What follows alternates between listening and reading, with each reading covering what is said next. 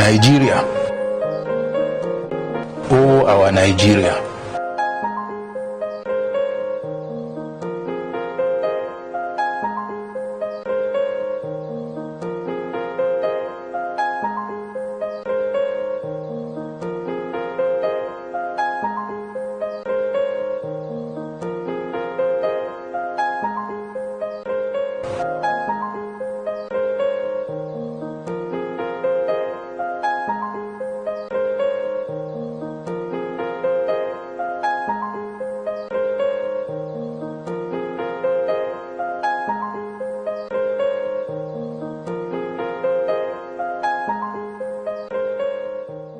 General Buhari as an enigma.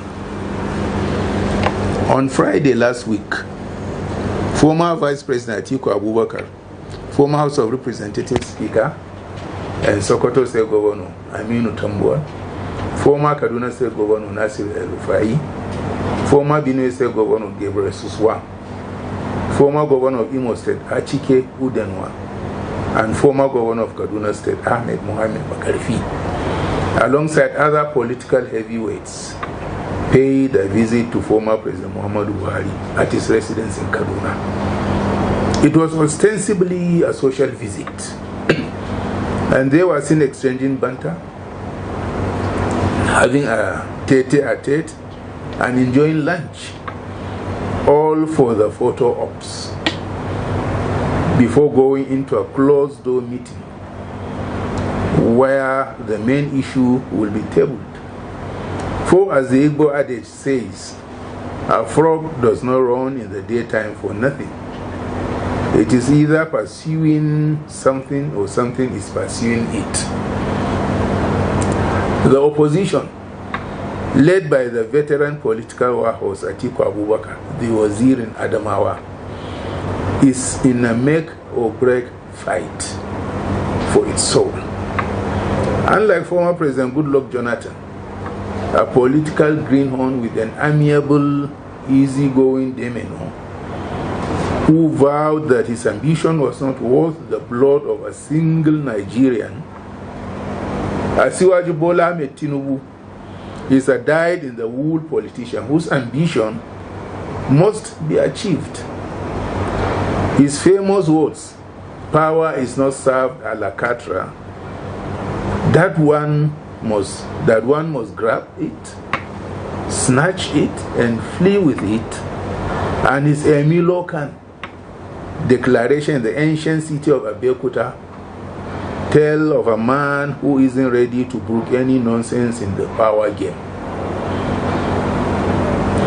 During Jonathan's era, opposition parties were relatively vibrant and could come together to face existential threats. Today, opposition parties, led by those generally seen, rightly or wrongly, as stonecuts during the ruling party's bidding for pecuniary gains, have become shells.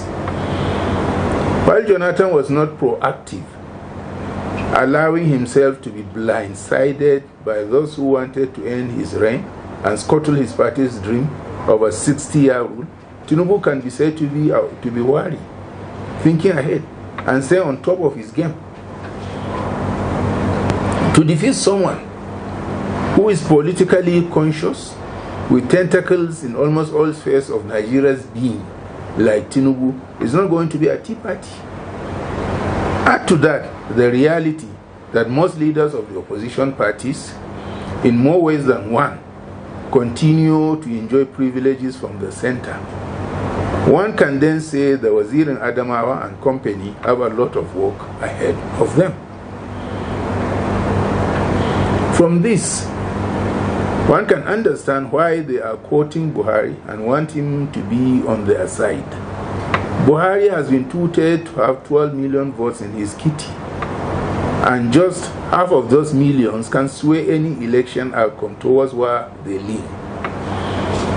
Political convenience, the craving for relevance, and survival instincts may ultimately persuade the retired general to give a discreet nod of approval to the gathering opposition.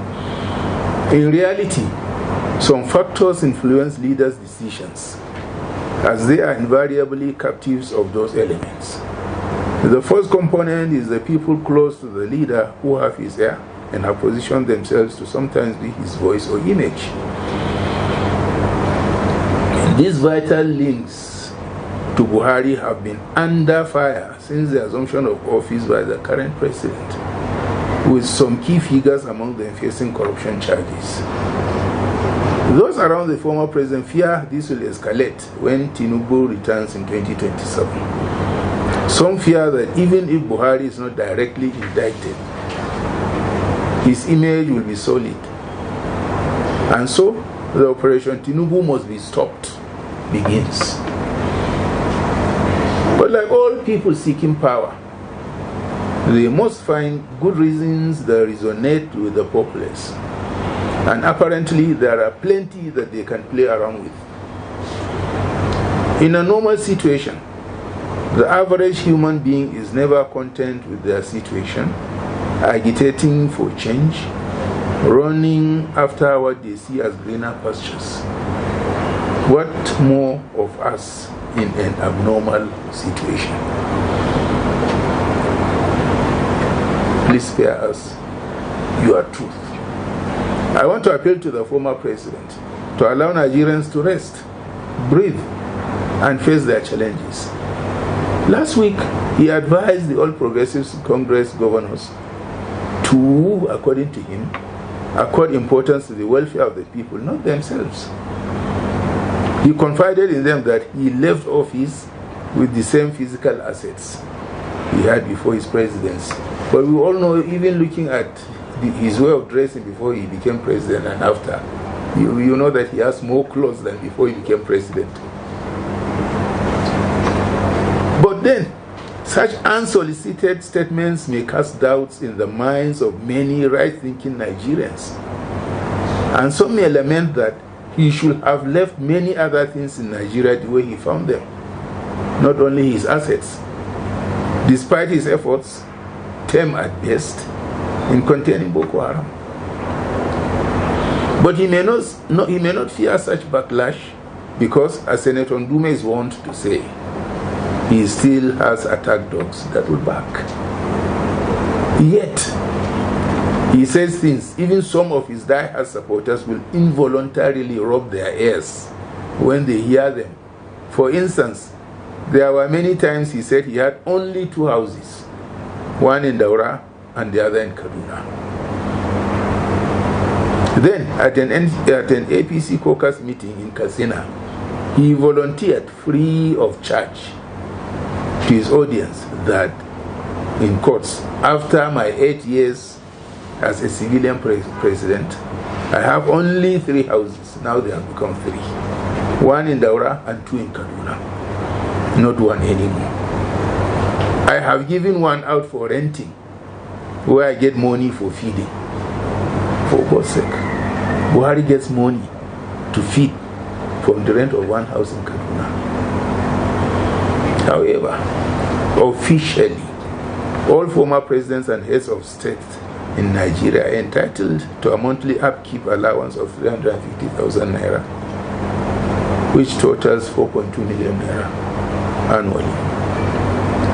They also receive other benefits, including security personnel such as 3 to 4 armed policemen and state security service officers and ADC, ADD camp. Additionally, they are provided 3 vehicles, replaced every 4 years, a diplomatic passport for life, and free medical treatment for themselves and their immediate family within Nigeria. If need be, they can also receive medical treatment abroad at the federal government's expense. Other perks include a 30-day annual vacation, a well-furnished office, and a 5-bedroom house in a location of their choice. It is this kind of truth-telling that may lead to threats of court actions by people who utter them when confronted. But there shouldn't be any fear anyway, because like those waiting for Ribadu to take Najatu to court, we may wait forever for that to happen. Thank you.